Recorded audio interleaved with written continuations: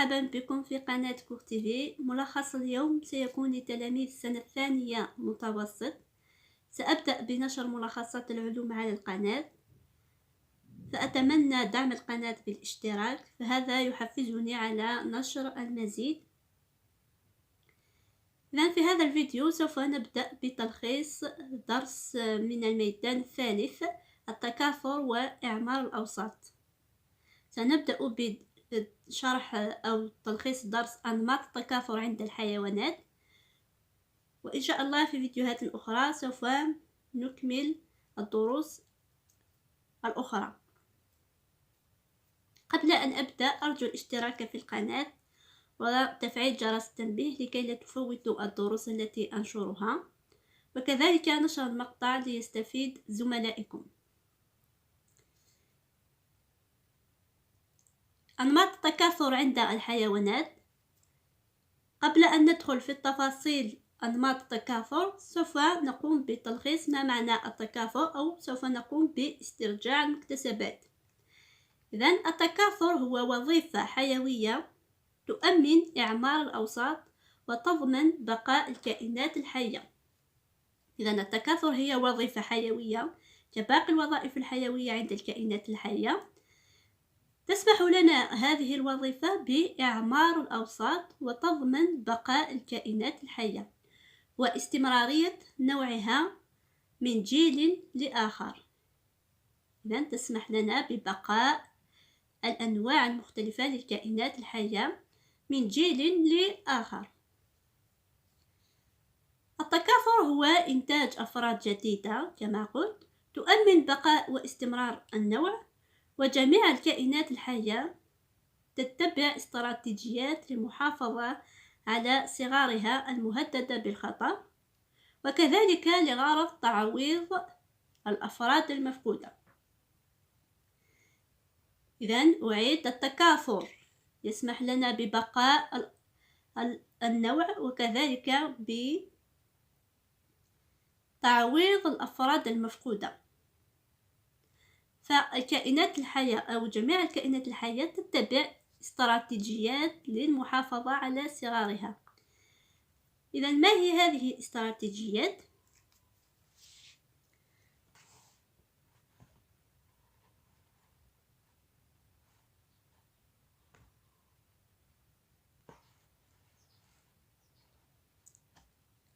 يتم التكاثر الجنسي عند الحيوانات سواء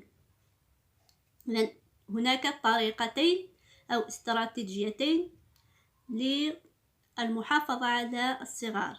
إذن يتم هذا التكاثر سواء بالطريقة الأولى أو الاستراتيجية الأولى بإنتاج عدد كبير من الأنسال، إما دفعة واحدة دون اعتناء الآباء بالصغار الكثير. فهذه الاستراتيجية نجدها عند الأسماك الضفادع، أو إما بوتيرة هامة خلال موسم تكاثرها ولكن بعدد أقل، مثل القوارض والأرانب.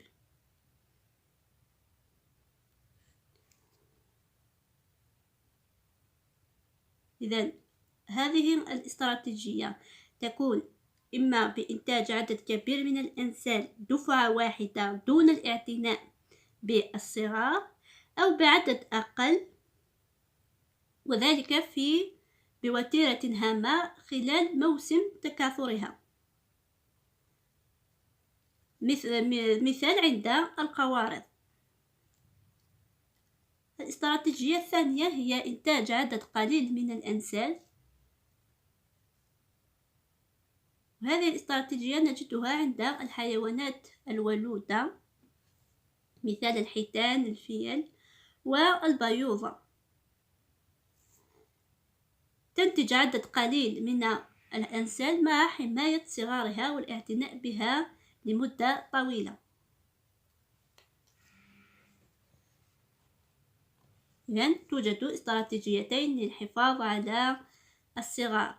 الاستراتيجية الأولى هي إنتاج عدد كبير من الأنسال سواء دفعة واحدة دون الاعتناء الآباء بالصغار، إما بوتيرة هامة خلال موسم تكاثرها ولكن بعدد أقل.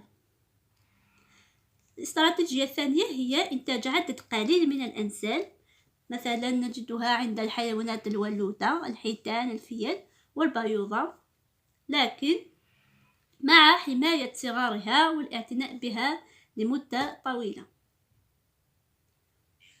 يعتمد التكاثر على الإلقاح وتطور الجنين.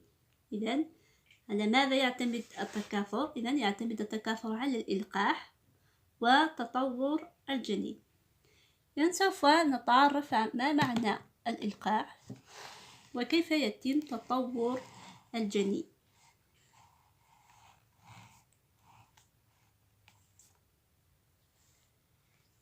الإلقاح هو عملية اتحاد النطفة بالبويضة لينتج عن ذلك بويضة ملقحة. إذن الإلقاح هو عملية اتحاد النطفة بالبويضة لينتج عن ذلك بويضة تسمى ببويضة ملقحة. تتطور هذه البويضة إلى جنين حيث نميز نوعين من الإلقاح.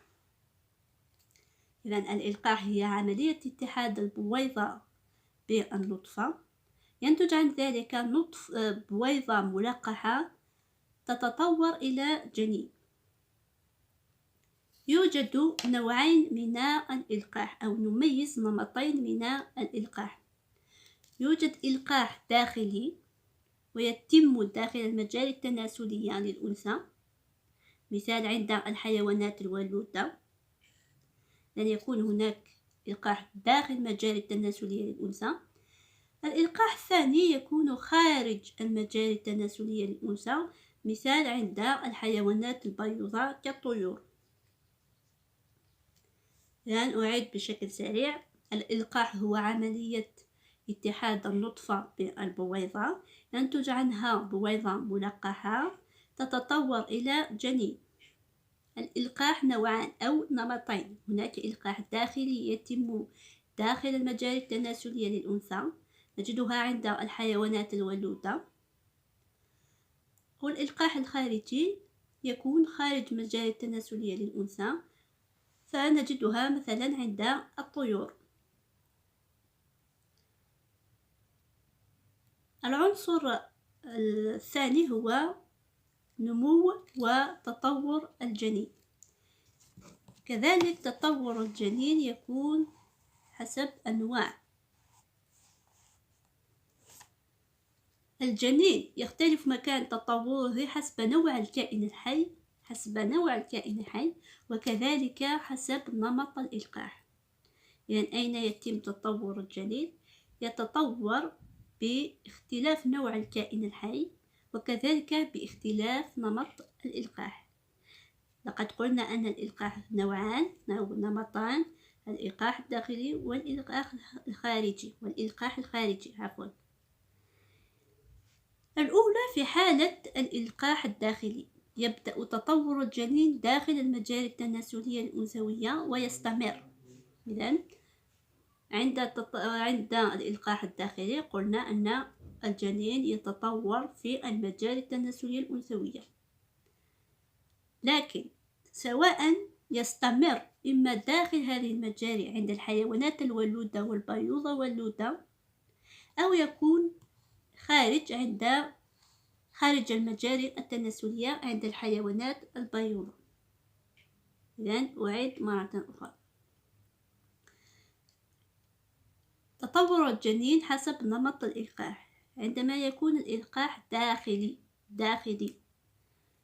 يكون تطور الجنين داخل المجال التناسلية، لكن يستمر سواء داخل هذه المجاري عند الحيوانات الولودة الحيوانات البيوضة الولودة، سواء كان خارج هذه المجال أو يستمر خارج هذه المجال التناسلية عند الحيوانات البيوض.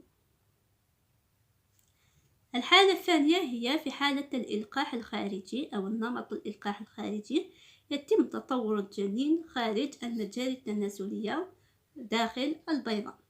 أن تكون خارج مجال التناسلية للأنثى ويتطور داخل البيضة.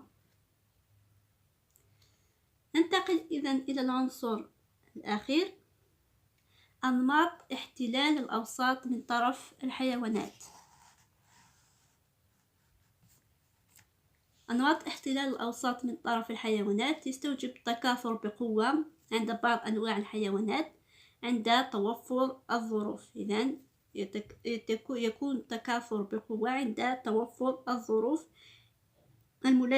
المناسبة والملائمة للتكاثر، حيث ترتفع عدد أفرادها، مما يتطلب احتلال أوساط أو مناطق جديدة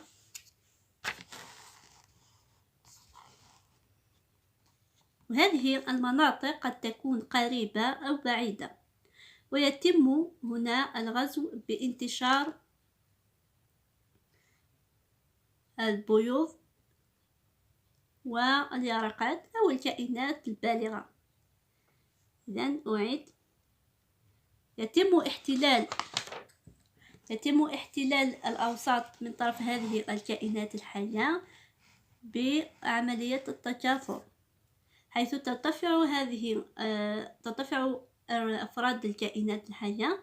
هذا يتطلب إذن مناطق جديدة للغزو.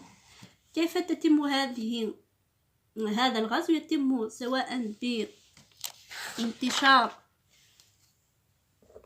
البيوض أو بانتشار اليرقات أو كذلك بالكائنات الحية البالغة، تنتقل من وسط إلى وسط آخر. إذن لقد وصلنا إلى نهاية الملخص. أتمنى أن تكون مشاهدة المقطع مفيدة للجميع. إن كانت كذلك لا تنسوا تشجيعي بالضغط على زر الإعجاب والاشتراك في القناة، تفعيل جرس التنبيه لمتابعة كل الدروس التي أنشرها. نلتقي في ملخص جديد إن شاء الله.